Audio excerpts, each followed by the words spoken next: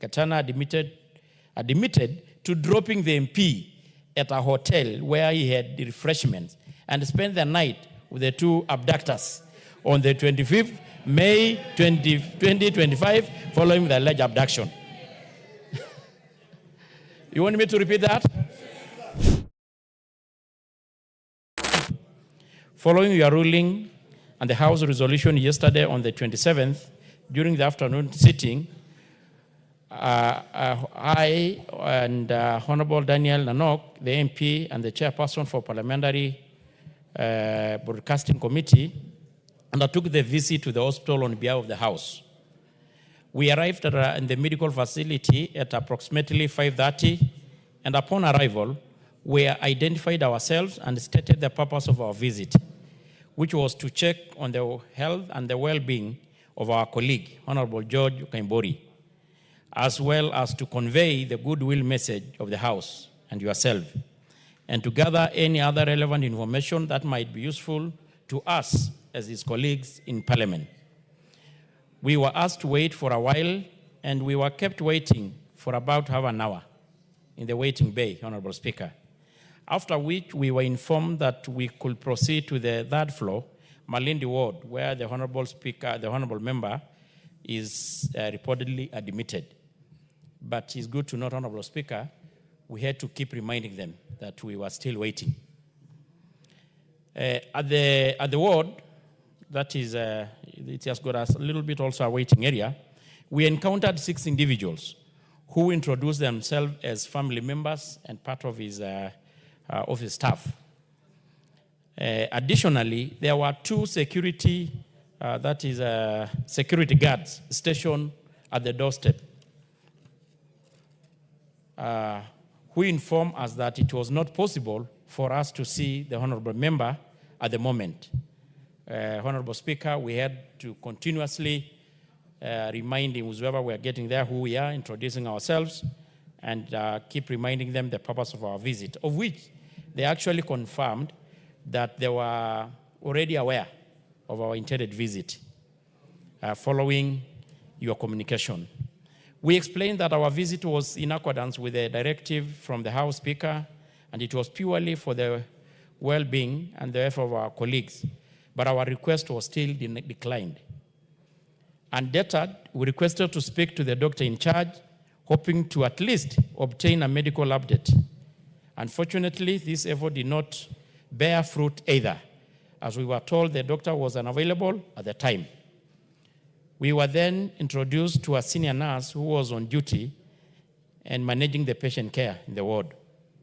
The nurse politely informed us that it will not be possible to see Honorable Member during our visit due to a medical advice and privacy consideration. And in fact, we were told that he was undergoing a procedure. The senior nurse did, however, assure us that the Honorable Member was in stable condition and was receiving the necessary medical care, while we were not able to see him physically. And he was, but he said that he was in stable condition. Honorable Speaker, because that is all, and we had no option other than to leave the place, we actually had to kind of, until even my colleague was like telling me we cannot push ourselves more further. It's like the people who were there, Honorable Speaker, were actually kind of looking at us with a lot of suspicion, as if we were there for other reasons. And we, despite that, we keep assuring them that we just wanted to get the update of his well-being. So in regards to our visit, Honorable Speaker, that is all we had to say. So in summary, we were declined the entry. And it's good to note, Honorable Speaker, we were not the only one. I think there were other members also who were declined. But it's also good to note that a few hours before our visit, we saw a media briefing from some other political class who was allowed the entrance, and actually issued a press brief. So I don't know why it is always a coincidence when members probably from our side try to visit, they are always denied. Honorable Speaker, on the part of the IG, the National Police Service, I've got two sets of statements here with me. One which was written yesterday, and the other one was written today.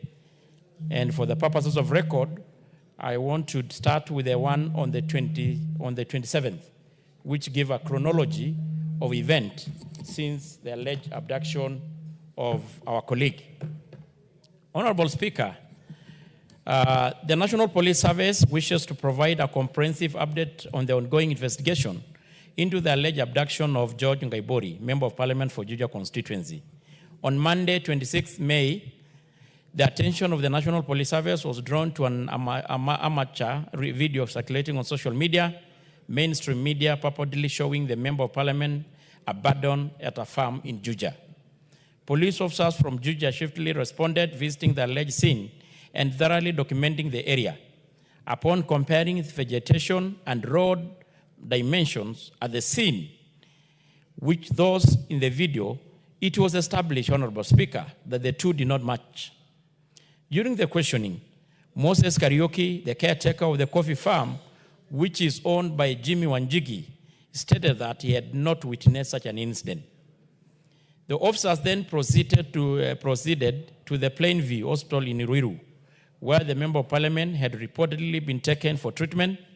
They confirmed that the vehicle used to transport him, registration number KCJ 660P, belonged to Honorable George Koimburi and was driven by Frida Njeri, who was also the first responder at the alleged crime scene. The hospital did not disclose the nature of the treatment or first aid administered, making it difficult to assess the extent of the alleged injury. Meanwhile, specialized team from DCI headquarters, supported by the forensic expert from the National Forensic Laboratory, were promptly deployed to the scene to conduct other examination, gather critical evidence, and establish the circumstances surrounding the alleged abduction.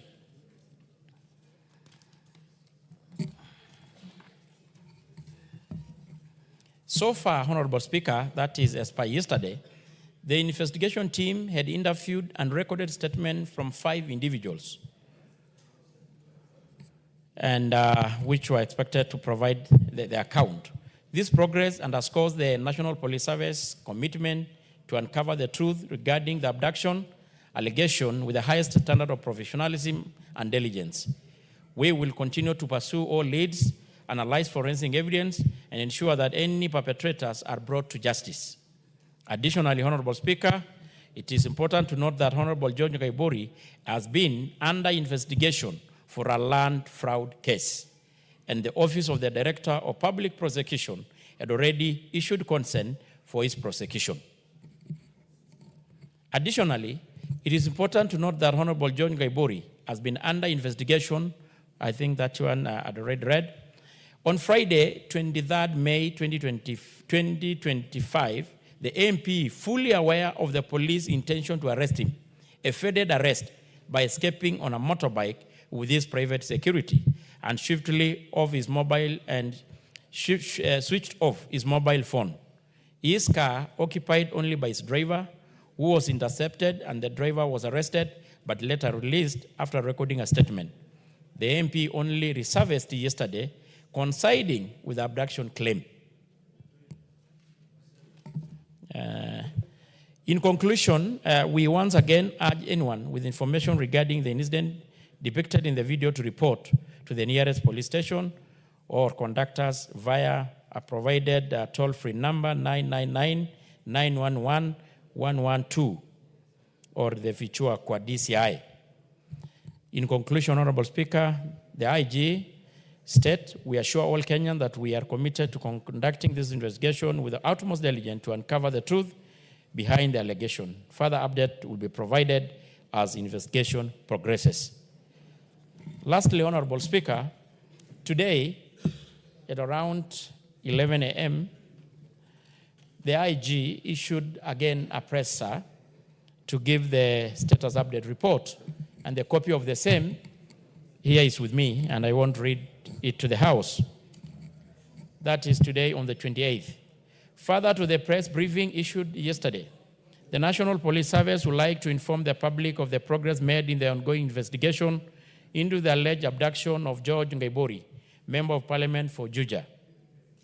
3 additional individuals, Peter Kiratu, Juja CDF Chairman, Cyrus Kieru Muhia, and Karanja Gatana, were arrested and provided statements which have offered crucial leads and further insight into the alleged abduction. Peter Kiratu, the Juja CDF chairman, stated that on the 25th May, that is this year, he attended a church service at a full gospel church, Mugudha, with the MP, as they were leaving a silver Subaru Forester registration KBP 096W, approached the main entrance, and the 2 heavily built men bundled the MP into the vehicle. He reported the incident at Mugudha police station. Additionally, on the 26th May, he received a call from the MP's daughter, Wanjiru, informing him that the MP had been found in a coffee farm in Juja. They then took the MP to Plainview Hospital, Ruiru, for the first aid before he was referred to Karen Hospital for further treatment.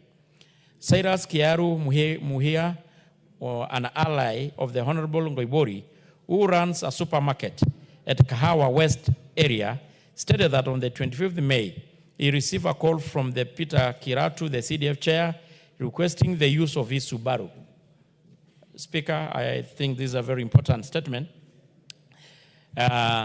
Requesting to use of his Subaru Forester registration number KDG 803B to transport the additional security personnel for the MP during an event at the Full Gospel Church.